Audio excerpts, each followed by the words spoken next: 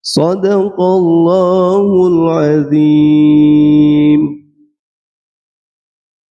Iya, seperti yang sudah disampaikan tadi sahabat Bayana, bahwa surat ini adalah surat yang terakhir dari Al-Quran, yakni surat yang ke-114.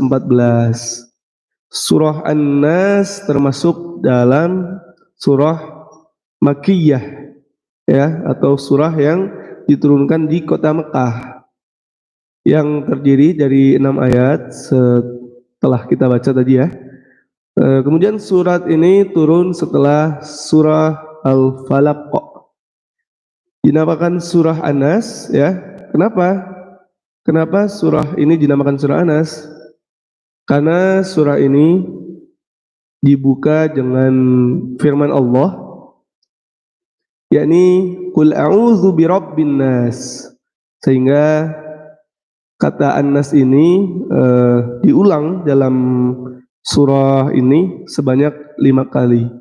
Itu adalah kenapa surah ini dinamakan dengan surah An-Nas.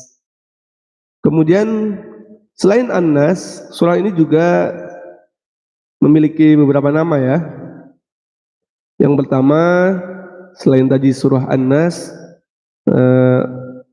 biasa juga disebut dengan surah Qul a'udzu birabbin nas. Ya, jadi satu ayat ini dijadikan sebuah nama, ya.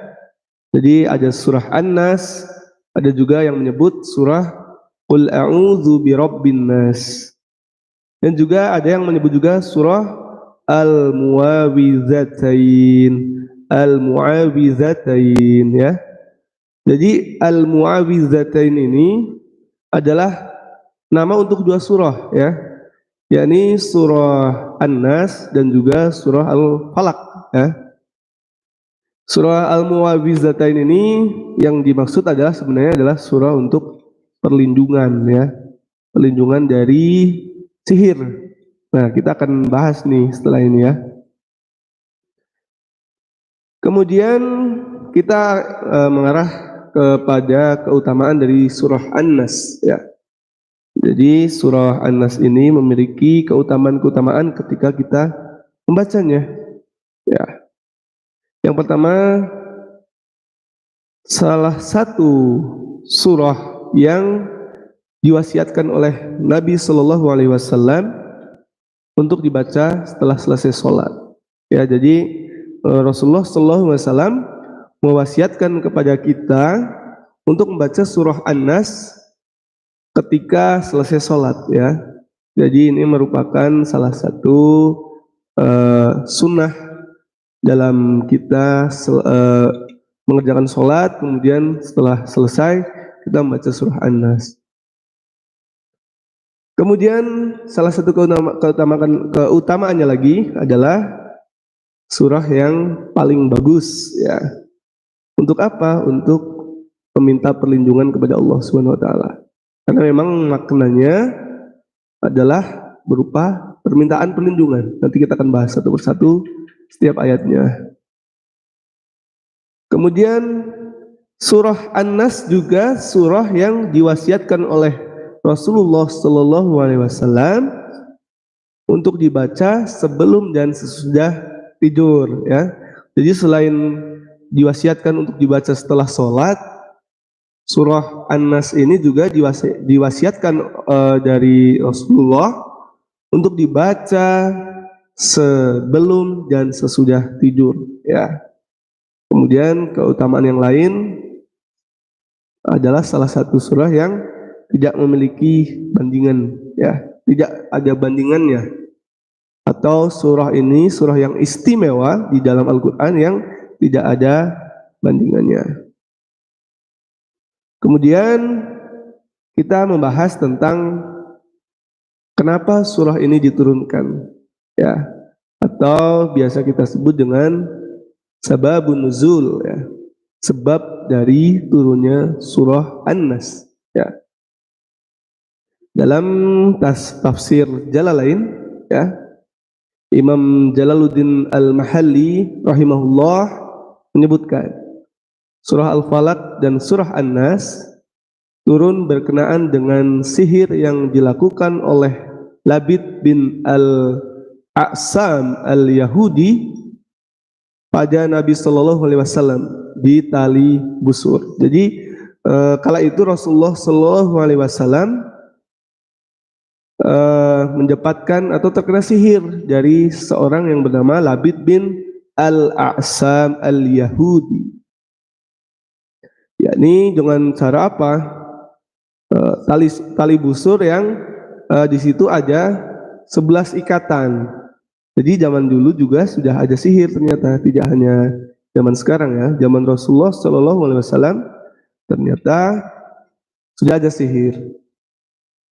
Kemudian Allah Subhanahu Wa Taala memberikan informasi atau memberitahu tentang sihir ini dan menjelaskan lokasinya, ya, lokasi dari sihir itu tadi ya, yang diikat dengan 11 ikatan. Kemudian dihadirkanlah, ditunjukkan kepada Nabi, ini loh bentuk sihirnya gitu. Kalau zaman sekarang mungkin bisa dibilang rajah atau apa ya. Kemudian Rasulullah SAW diperintahkan untuk membaca perlindungan, ta'awuz, dan membaca 2 surah ini, yakni surah Al-Falaq dan An-Nas. Kemudian ketika dibacakan 1 ayat ya, dari kedua surah tadi, satu persatu lepas ya, ikatan. Kemudian Rasulullah merasa lebih ringan hingga terlepas seluruh ikatan. Kemudian Rasulullah SAW bangkit ya, berdiri dalam keadaan sehat, bersemangat setelah terlepas dari seluruh ikatan itu ya. Rajah itu sudah terlepas, jangan dibacakan surah Al-Falaq dan An-Nas ya. Makanya disebut mu'awidzatain, ya ini 2 surah perlindungan, yakni surah Al-Falaq dan An-Nas. Nah, sahabat Bayana, ini adalah asbabun nuzul atau sababun nuzul atau sebab diturunkannya ayat dari surah An-Nas. Mari kita bahas satu persatu tentang ayat dari surah An-Nas. Di ayat pertama dikatakan qul a'udzu birabbin nas. Qul ya, di sini adalah sebuah fi'il amr ya, fi'il amr atau perintah ya. Kalau dalam bahasa Arab ini disebut kata perintah. Qul, katakanlah. A'udzu ya. A'udzu ini juga kata kerja ya. Kata kerja dengan isim domir, dengan domir ana. A'udzu yakni artinya adalah aku berlindung ya. Birobbi ya, birobbi. Birobbi ini artinya adalah kepada Tuhan ya. Birobbi kepada Tuhan, An-Nas yakni manusia. Jadi artinya adalah katakanlah bahwa aku berlindung kepada Tuhannya manusia. Siapa? Yakni Allah Subhanahu wa Ta'ala. Kemudian ayat yang kedua, Malikin Nas ya. Malik yang artinya adalah raja, An-Nas manusia. Yakni adalah Rabbun Nas itu siapa? Ya Malikin Nas, raja manusia. Ilahin Nas di ayat ketiga. Ya ini artinya adalah ilahi, sembahan, An-Nas manusia. Ya. Jadi sembahan manusia. Min syarril waswasil khannas. Min dari syarri ya, kejahatan, al-waswasi ya, dari bisikan setan, al-khannas yang bersembunyi ya. Jadi ayat keempat ini artinya adalah dari kejahatan bisikan setan yang bersembunyi. Kemudian di ayat kelima, alladzi yuwaswisu fi sudurin nas, yang membisikkan kejahatan ke dalam dada manusia. Sudur itu artinya dada atau qalbu, ya, hati. Minal jinnati wan nas, dari golongan jin dan manusia. Nah, di sini ternyata yang dimintakan perlindungan tidak hanya dari jin, tetapi dari godaan manusia juga. Artinya godaan terhadap manusia tidak hanya dari jin, tetapi juga dari manusia juga, ya, dari sesama. Kemudian kita bahas tentang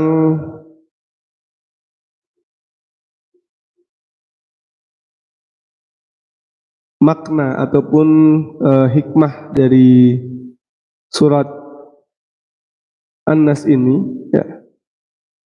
Kita memiliki beberapa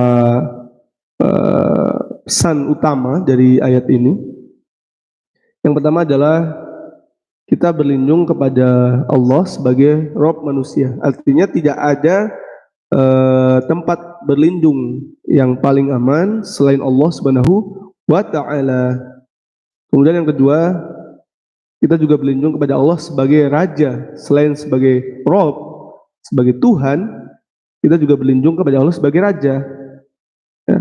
Yang ketiga juga kita berlindung kepada Allah sebagai sembahan. Kemudian yang dimaksud setan itu adalah apa? Yaitu ada dua golongan setan. Itu adalah golongan jin dan manusia. Kemudian hikmah dari surah An-Nas ini, yang pertama adalah kebiasaan manusia kalau tertimpa musibah itu biasanya, ya, mencari pertolongan kepada orang-orang, gitu, ya, kepada orang yang kita anggap memiliki kemampuan, ya, memiliki kekuatan, ya. Tapi malah kita tidak meminta perlindungan kepada yang maha kuat, yang maha mampu. Siapa? Allah Subhanahu wa ta'ala. Jadi kadang-kadang kita ketika mendapatkan kesusahan, ya, mendapatkan ujian, kita justru lupa dengan Allah, tetapi kita lebih mencari pertolongan dari makhluk yang tentunya karena kita sama-sama makhluk sebenarnya sama-sama lemah, kita sama-sama tidak memiliki kekuatan, sehingga ayat ini mengingatkan kita, surah ini mengingatkan kita bahwa ketika kita tertimpa sebuah kesulitan atau musibah ataupun ujian, sepantasnya kita yang paling pertama adalah meminta pertolongan dan perlindungan dari Allah Subhanahu wa ta'ala. Karena apa? Karena Allah adalah sebaik-baik pelindung dan penolong.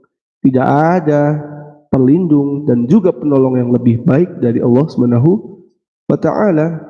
Karena pertolongan dari manusia, pertolongan dari makhluk yang lain itu terbatas. Itu tidak bisa mencangkup dari semua apa yang kita butuhkan. Tidak mungkin bisa. Sehingga perlu ditekankan lagi bahwa perlindungan yang pertama yang perlu kita minta adalah perlindungan kepada Allah Subhanahu wa ta'ala. Nah, kenapa kita harus selalu meminta perlindungan kepada Allah? Karena bisikan syaitan ini adalah bisikan yang sangat berbahaya. Apalagi kalau sudah menyatu di dalam hati, ya, itu sangat bahaya sekali, bahkan bisa mencelakakan, ya. Itu sangat hati-hati kalau kita sudah tidak terpaut hatinya kepada Allah, akhirnya syaitan akan masuk ke dalam hati kita, yang akhirnya itu akan menjadi sebuah malapetaka untuk kita semua. Wal ya'udzubillah. Kemudian kita perlu ketahui juga ya, seperti yang sudah kita bahas tadi, bahwa syaitan itu terdiri dari dua golongan. Ya, ini yang pertama adalah golongan jin. Golongan jin adalah golongan yang tidak bisa kita lihat, golongan yang ghaib, ya. Tetapi tidak hanya itu, golongan yang kedua adalah golongan manusia, golongan sesama nih. Jadi golongan sesama ini juga bisa memberikan bisikan-bisikan yang buruk, ya. Contoh misalnya kita punya teman atau punya saudara bahkan ya, yang ketika dia tidak memiliki akhlak yang baik, bahkan mengajak ke sebuah keburukan, maka itulah syaitan, ya. Biarpun dia tidak hilang ya, maksudnya kita bisa melihat secara kasat mata, tetapi watak itu ataupun perilaku itu ya perilaku syaitan, ya. Sehingga kita patut waspada dari dua golongan ini, ya. Tidak hanya jin yang membisikkan kita ke dalam hati secara gaib, tetapi juga manusia yang membisikkan hati ke hati kita dengan terang-terangan, ya. Kemudian sikap apa yang harus kita lakukan setelah kita membaca surah ini? Tentunya kita sebagai umat Islam selayaknya tidak hanya membaca Al-Quran dari Arabnya saja, karena Al-Quran adalah pedoman hidup, sumber hukum umat Islam, ya. Sehingga kalau kita hanya membaca ayatnya saja, kira-kira apakah kita bisa paham maksud ya dari ayat ini diturunkan? Saya kira kita tidak akan paham ya, kecuali memang seseorang yang sudah sangat paham terhadap ilmu bahasa Arab. Tetapi kita sebagai orang yang awam selayaknya tidak hanya membaca Arabnya saja, ya, tetapi kita harus membaca terjemahnya. Tidak hanya itu, ya, kita harus membaca tafsirnya sehingga kita dapat mentadaburinya, ya, sehingga kita dapat paham, kita dapat memahami, bisa menyelami makna dan kandungan-kandungan yang ada di surah An-Nas ini.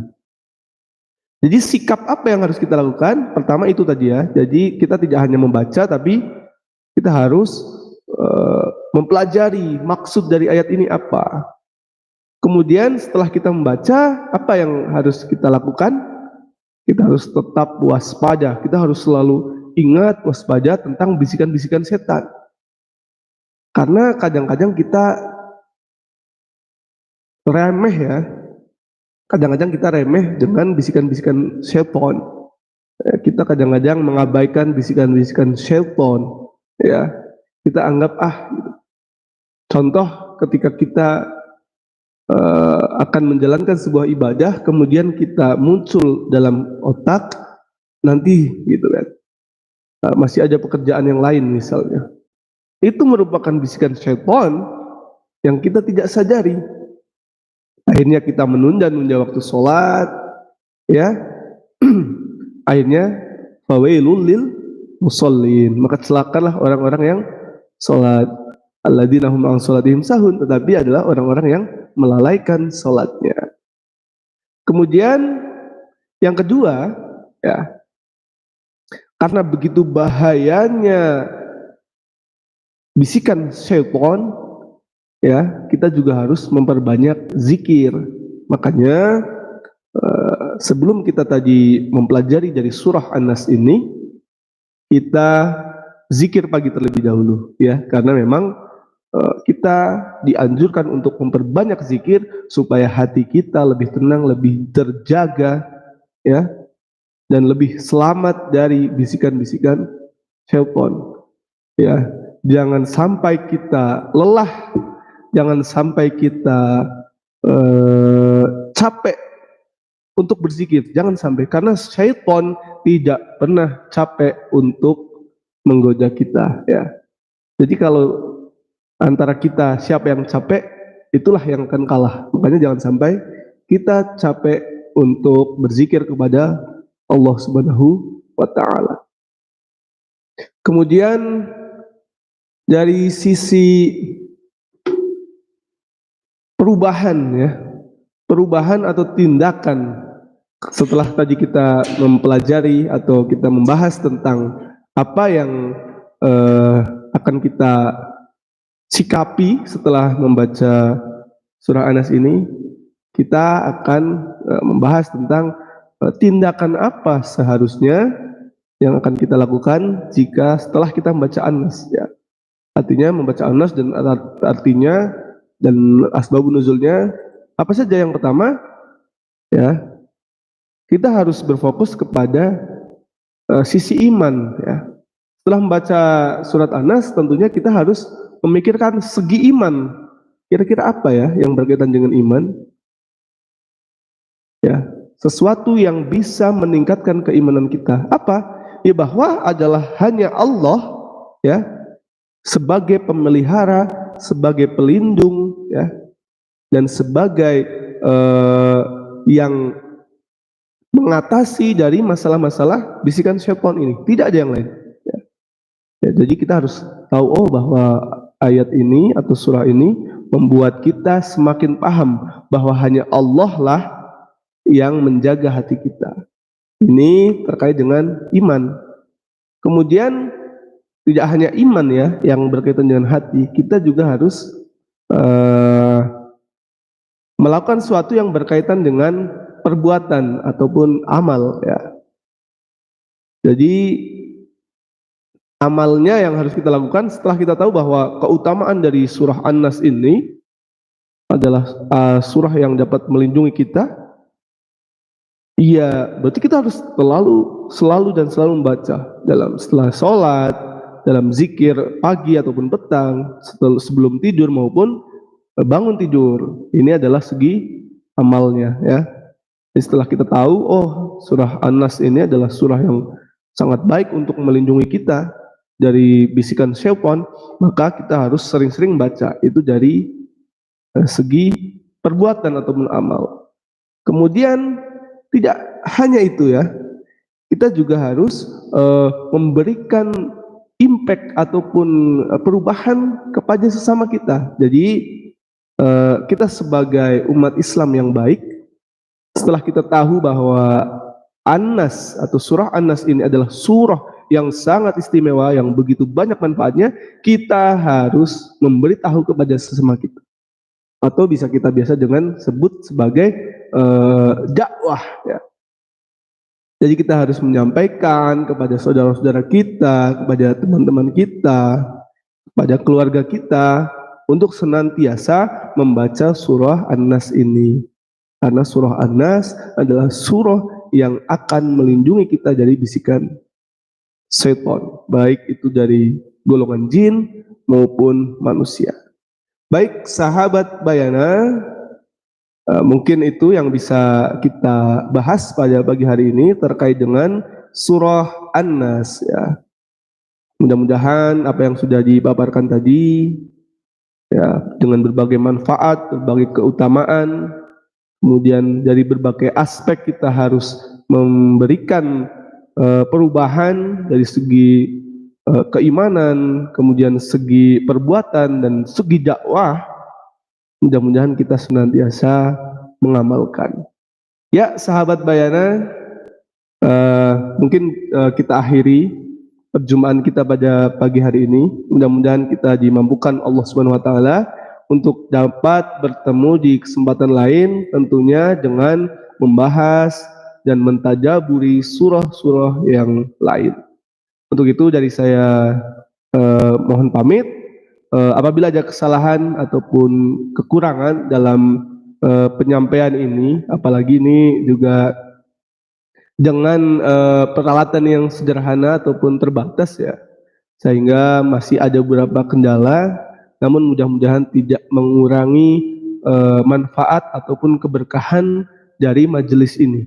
Kemudian saya juga mohon maaf apabila ada perkataan ataupun sikap yang mungkin kurang baik, karena saya adalah makhluk yang lemah, makhluk yang penuh dengan kesalahan yang mudah-mudahan diberikan maghfirah oleh Allah Subhanahu wa taala, dan juga memang kesempurnaan hanyalah milik Allah. Mari kita tutup majelis ini dengan membaca doa kafaratul majelis. Subhanakallahumma wa bihamdika asyhadu an la ilaha illa anta astaghfiruka wa atubu ilaik. Wassalamualaikum warahmatullahi wabarakatuh.